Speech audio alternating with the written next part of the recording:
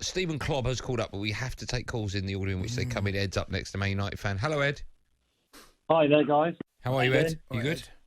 Yeah, good, thanks. Good. My six-a-side team lost 10-1 tonight. So, Who scored the one?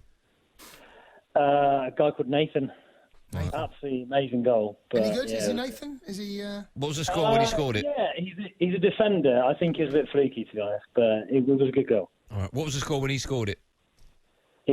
That made it 3-1, and we thought, we're in this, We're in it. and then suddenly just fell apart. Okay, let's probably not talk about that then, shall we, Ed? What do you want to phone? Yeah. What have you phoned up to talk about? My point is basically that I'm a big fan of VAR, and I don't really understand why people don't like it, to be honest. Well, I think people don't necessarily dislike VAR, the technology. I think they don't like the decisions that come from it. So yeah, I think I like both, but yeah, I see what you mean. Well, let me ask you, there was a VAR. We're going to get Dermot on to talk about this in this hour. There was a VAR decision. Yeah. Jay's looking at the West Brom disallowed goal. We'll talk about that in a minute. There was a VAR decision. My mind's gone blank. The Liverpool one, who was offside by an armpit?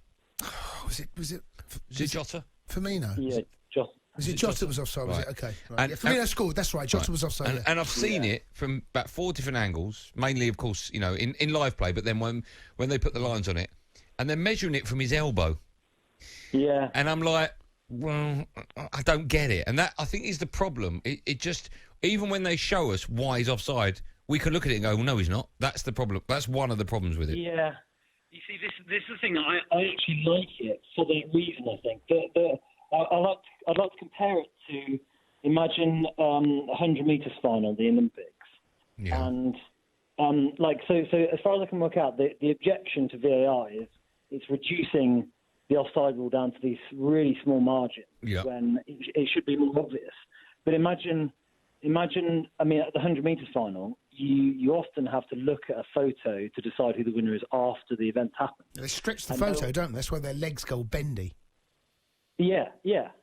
But no one's going after the 100 metres final when they're looking at the photo. No one's going, athletics is ruined because we can't know straight away. They're saying it's really important that we know exactly what happened, so we're going to look at the photo. And as far as I can see, that's it's a very good point. And sport is about small margins, and we've just got to get used to it. It's making the game better. Yeah, but we don't know whether those decisions are right. I think at least we know.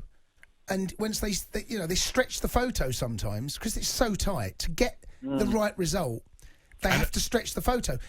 So we're just going off lines on this. There's no stretched...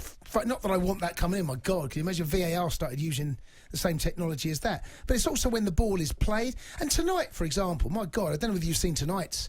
Diania scored, and it looks like they've measured it off the wrong person's foot. And you can clearly see he's onside. Well, that's... But not only that, Ed, in the 100 metres race, you only get one of those photos at the end of the race. You get umpteen of these decisions throughout 90 minutes.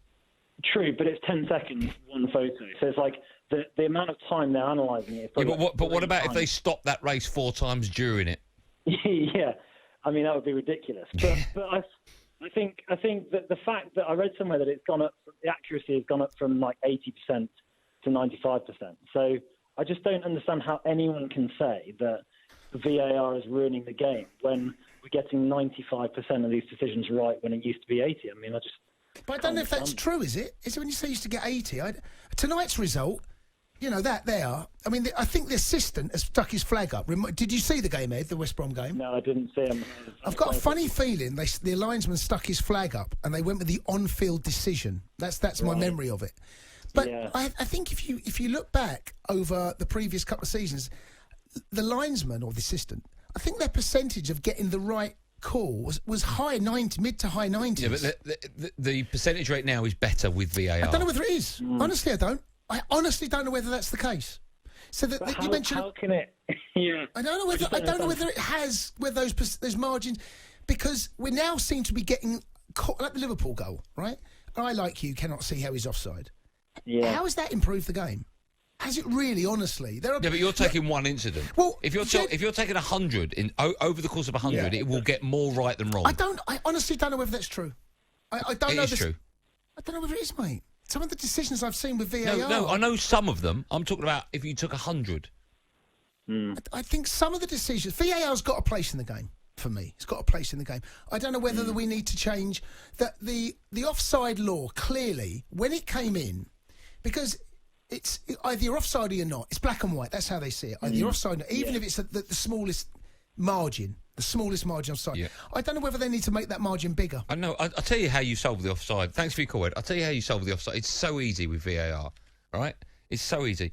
All you do is feet. Yeah, I totally agree. That's it. That's the one. I don't know why they haven't done that. Use the feet. If the feet are offside. I mean, how easy is that? Yeah. Irrelevant of your head, but then you're going to have sleeve. You're going to have millimeters of feet, aren't you? But it has to be a cut-off, I suppose. Then it's black and white, isn't it? I agree with you. I think the feet is a great example because when you're leaning in, and players often lean in, I don't get how the sleeve, how far up the arm do they go? That's the thing that confuses people. The Jota one was ridiculous. That was, listen, I want Liverpool, I want all their goals to be wiped off, right? With silly decisions. But even I have to look at that and go, that was ridiculous. It's our game, and we want to make sure that, because one of those decisions will go against us. Yeah. It will. Well, look, the McTominay one, prime example. Yeah,